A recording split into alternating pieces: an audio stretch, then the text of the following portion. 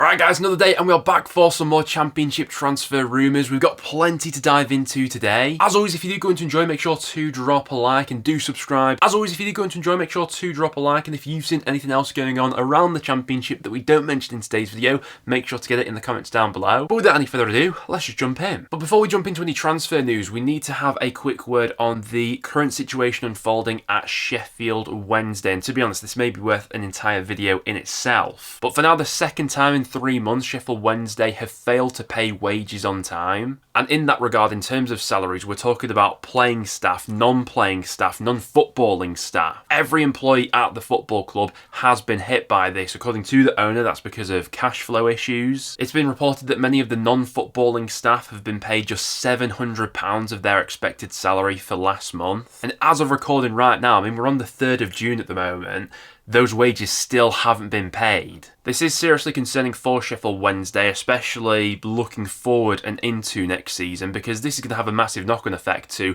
their transfer policy this summer, players choosing to stay or go, what happens with Danny Roll as well. All this will be interconnected, and right now financially it looks like an absolute mess. In terms of some managerial news, Liam Manning is expected to be announced as the new Norwich City manager in the immediate future. By the time you guys are watching this video, it may have already been announced, but that one seems to be all but over the line right now. He was Norwich City's top managerial target, and they've managed to prize him away from Bristol City. They've had to pay a fair bit of compensation because of that, but that's now been agreed between both clubs as well. That'll subsequently leave another Championship club in Bristol City looking for a new manager. We've also got Sergej Jakirovic, who's set to take over at Hull City. He's got a massive rebuilding job on his hands this summer going into the Tigers, hasn't he? The 48-year-old has most recently been managing in Turkey, but now looks set to take over at Hull. And we've also now had official confirmation on Ryan Mason taking over at West Brom as well. Baggies fans, I'd be interested to get your verdict on this one in the comments down below. They've been linked with a number of different options throughout the summer, but have eventually landed on Mason, who's obviously built up his coaching reputation while working at Spurs behind the scenes. He'll be one of the youngest managers in the EFL, only 33 years old, so there'll be a few in that Baggies dressing room who are actually older than him. But excited to see how he gets on there. And Charlton Athletic fans can rest easy for the time being. The updates that we'd seen coming out of Cardiff in recent days, it looked like they were going to throw absolutely everything to try and persuade Nathan Jones to make that step back down to League One and going at Cardiff for next season. But going off the latest reports, it doesn't seem as if that will be the case, and Jones is content and will be sticking with Charlton for their Championship campaign next season. So yeah, that's a big booster for Charlton coming up to the Championship next season, because to have potentially lost your boss, as well as a few other players who could leave as well, that would leave them with a real load of work to do this summer. But the fact that Jones is sticking around really does boost their survival hopes. In terms of some done deals, we've seen Nathan Baxter signing for Watford on a free transfer after his contract at Bolton had ran out. We did discuss this one on last time's video, but it has since been confirmed. Baxter will be going in there at Watford, looking to compete for that #1 spot. We've also seen Ipswich Town winger Marcus Harness signing for Huddersfield Town in League One, and Huddersfield are making some really decent signings, especially by League One standards. That's now both Ryan Ledson and Marcus Harness signed up as free transfers. Obviously, the 29-year-old spent last season out on loan with Derby, and after he was released by Ipswich, there were a few question marks over whether or not Derby would go in for a permanent. They didn't in the end, so Huddersfield have swooped in and secured that signature. And we've also had confirmation of Birmingham youngster Ramel Donovan signing for Brentford on a permanent basis. Now, the youngster had spent the second half of last season out on loan with Brentford's B team. Included in that deal, Brentford had the option to buy, which they have taken up, and Blues will reportedly bank around about £3 million for selling the youngster. Now, Brentford are getting a cracking young talent on their hands there, but Birmingham themselves are receiving a very decent transfer fee. We've had confirmation of Preston North End signing Paul Valentin on a free transfer after his contract at Sheffield Wednesday had expired. Preston moving fairly rapidly in this transfer window. 3 new signings already through the door. All right, they've all been free transfers, but we all knew that Preston needed to be busy this summer, and we've been pretty proactive in getting our business done so far. Now, this one, it's an interesting one. Wednesday fans, I'd be interested to get your verdict on this in the comments down below. For me personally, I think if we're bringing him in as a sort of squad player, someone to fight for that right wing back role, I can understand the logic behind this one. If he's coming in as a starting player and we're not planning on bringing anyone else into that position, I'm not so sure about it. Say, for example, we've got Brad Potts and Valentin as our only options in that right wing-back department next season. I'm still of the opinion that we are a bit short of quality in that position. But if you look at him for his skill sets, the guy is absolutely rapid. He can take people on. That's what we're desperately lacking within this squad, and he'll certainly offer that. The downside is I do think you probably do get a bit of a lapse in concentration defensively from him. I mean, Wednesday fans will be able to know, more on him than me, but that's the sort of picture that I've gathered. And also the fact that his end product isn't amazing. In 70 championship appearances for Wednesday, he's only got 1 goal contribution. And I do think that getting those regular goal contributions from your wing-backs is something that we are in need of, especially when you don't have, a striker scoring 20 goals or, your midfielders aren't chipping in with double figures either. You need those goal contributions to come from all around the pitch. So a little bit mixed on this one, but I feel like we can't really judge that signing until we've seen the entire window for Preston and we'll see where he fits into this squad. But those are some of the latest done deals which have gone through in the Championship. Now, without any further ado, let's jump into some transfer rumours. We've seen Dian Garner saying goodbye to West Brom fans on social media after his departure from West Brom was confirmed upon his contract at the Hawthorns expiring. You'd imagine a few Championship clubs would have been sniffing around him, but it seems like he's set to move to Spain with Valencia interested. The potential link up there with his former boss Carlos Corberán. So while I'm sure a few Championship clubs would have been interested in picking up a player like Dian Garner on a free transfer, it doesn't look like he'll be staying in England. And speaking of West Brom, the long-term future of Daryl Dike is also up in the air. He's going into the last year of his contract now at the Hawthorns, and there is reportedly a little bit of interest from clubs in the MLS who would be interested in bringing him back to America. Now, the Baggies faced a bit of a difficult decision with the centre-forward because they obviously spent a lot of money on him at the time. He's not played much football at all over these last few years, but when you do get him fully fit, he's such an asset in the Championship. I mean, last season, he only managed 1 start for West Brom. That was on the final day of the season against Luton. But in that game against Luton, he was an absolute handful, wasn't he? He got a goal and an assist. He knows how to score at this level. It's just keeping him fit, which has been the big problem. He's had, some massive injuries over these last few years. So what West Brom decide to do with him, I suppose it depends if a reasonable offer is made by a club in America. We'll have to wait and see with that one. Ryan Hardy is going into the last year of his contract with Plymouth Argyle, and there's already been plenty of interest from clubs in the Championship. Wrexham among the clubs who have been linked with the 28-year-old in recent weeks. But going off the latest reports, it has been claimed that Plymouth are now in contract talks with Hardy in hopes to tie him down to a new long-term deal with the club. Now, having Hardy as an asset in League One next season would be a massive boost for Plymouth's potential promotion hopes. Last season in the Championship, he scored 10 goals and got 3 assists. You can see why a number of Championship clubs would be interested in signing him this summer. He's someone who's capable of playing a few different roles in that forward line, but yeah, if Plymouth do manage to get him tied down to a new contract, that would be some serious business. We all knew there was going to be plenty of interest in Norwich forward Josh Sargent this summer, and Roma are the latest club to register an interest in the United States international. He's 25 years old, coming into the peak years of his career, and to be honest, I think there probably was a lack of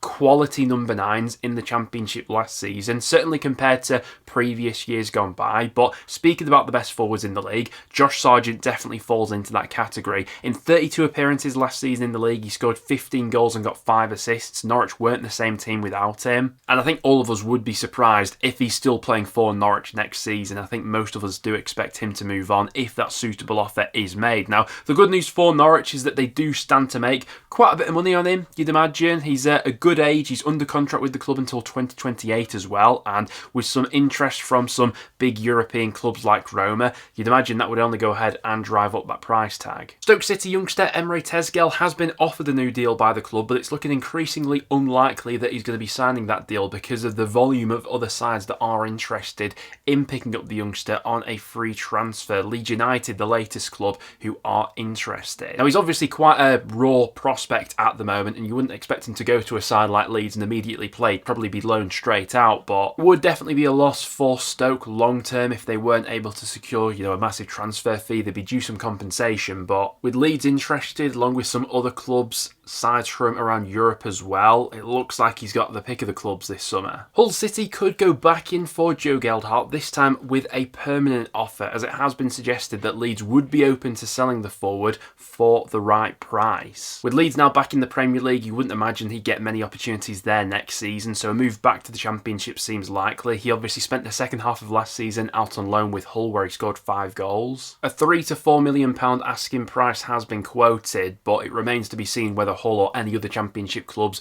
would be prepared to pay that sort of figure. Sam Greenwood is another one who will be allowed to leave Leeds this summer, and you'd imagine there'd be a bit of Championship interest there. He's obviously more recently had loan spells out with Middlesbrough and then last season out with Preston North End. Is worth stressing, I believe both Middlesbrough and Preston did have the option to purchase Greenwood, but both clubs ultimately didn't take up that option. Obviously, I can speak myself as a Preston North End fan. I saw Greenwood a lot last season. Started out the season quite well, actually. In the first few months, he was one of our most productive players in terms of goals and assists, but that really dried up in the second half of the campaign, and ultimately, I don't think any North End fan was very surprised when we opted against signing him permanently. But he's 23 years old. He did get 8 goal contributions in a fairly struggling North End side last season as well. His confidence definitely took a knock during the second half of the season. Discipline was a bit of an issue as well. He got 7 yellow cards, 2 red cards. For the right price, I still think he could be an asset for someone at Championship level. I do think he's got that quality about him, but at the sort of £3 to £4 million price tag that's been quoted in the press recently, I can't see anyone splashing that on Greenwood right now. Norwich have agreed a deal with Plymouth Argyle to sign goalkeeper Daniel Grimshaw. Now, Norwich are expected to be in the market for at least one other goalkeeper this summer. You wouldn't imagine that Grimshaw's coming in as their number 1 to replace Angus Gunn. You'd imagine he'd be coming in as number 2 to push that goalkeeper. His time at Plymouth last season, Grimshaw was a little bit mixed. I think it's fair to say he obviously came in on the back of Michael Cooper leaving and him going to Sheffield United. Grimshaw was coming in from Blackpool. Had a few moments early on, but then I think lost a bit of confidence, and then as soon as he lost that starting spot to Connor Hazard, there was no real way back for him there. But yeah, a deal of around 600k has been agreed between both clubs. Like I say, you'd imagine he'd be coming in as a new number 2 at Norwich. Brighton are interested in a deal for Sheffield United youngster Ollie Arblaster. Now, Arblaster quickly established himself as one of the best midfielders in the Championship at the start of last season, a crucial part of that Blades midfield, until his season was cut short in November by a serious knee injury. Now, Sheffield United are ultimately in no rush to sell. He's one of their prized assets, but if the right offer was to come in from a Premier League club, those conversations could be had. It's been quoted that the Blades would be looking for at least 20 million to part company with the 21-year-old. Obviously, Brighton have been quite good with recruiting these youngsters in years gone by and building them up. They obviously see the long-term potential in someone like an Arblaster, despite him missing so much of last season through injury. Blades fans, would you be tempted to sell at 20 million, or would you hold your nerve and look to keep him long-term? He is still under contract with the club until 2028, remember. We could see QPR flipping Jonathan Varane for a quick profit. They signed the midfielder last summer for a fee of just under 900k, and it's since been reported that Espanyol have made an offer to QPR worth in the region of £5 million.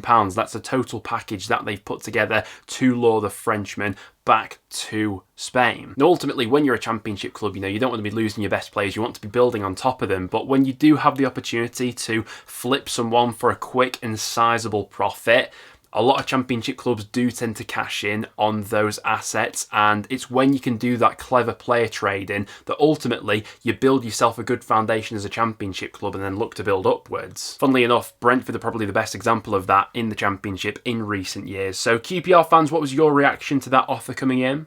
And is this the end for Sam Morsey at Ipswich Town? It's been suggested that the Ipswich skipper could leave the club this summer. Now, he's still got 1 year left to run on his contract with the club, but the midfielder is reportedly open to a move to the Middle East, and to facilitate such a move, Ipswich could potentially let him go without receiving a transfer fee. That's according to Team Talk. Now, Morsey has obviously been an absolutely integral part of Ipswich's rise up the footballing ladder in recent years, and even, this season just just gone by in the Premier League, started in the vast majority of their games in the top flight. But he is 33 years old and the club seemingly have an anchor in to get a few more younger faces in that position. I mean, no doubt that his experience would be really useful for Ipswich next season, regardless of how much he was going to play. Ipswich fans, what's your reaction to that story and whether or not Morsey could be at the club next season? It's also been claimed that Birmingham are open to loaning out midfielder Mark Leonard this summer. Now, Birmingham managed to beat off a lot of championship competition to secure his signature last summer. The 23-year-old then joined them in League One. Wasn't a regular starter. He made 14 starts in League One and then 21 appearances off the bench. So majority of his games were from the bench. And with the waves that Birmingham are going to look to make in this transfer window here, his game time could become even more limited at St Andrews next season. So I suppose in order to protect his market value, Birmingham are thinking of maybe loaning him out elsewhere in the Championship. If he does well in that loan spell, they could then look to flip him for a bit of a profit in the following window, because he did sign a 4-year contract with Blues when he originally joined them last summer. I still think he could be a real asset for them in the Championship, but with the rate of progression that Birmingham are looking to make, they've obviously got their eyes on bigger things right now. But being made available for a loan, I'd imagine quite a few Championship clubs would be interested in that sort of deal. But there you guys have it. That will now wrap it up for today's video. Thank you very much for tuning in. If you did go on to enjoy, make sure to drop a like, and if you've seen any other transfer stories going around, make sure to get them in the comments down below. Apart from that though guys, thanks for tuning in, and I'll see you all in the next one.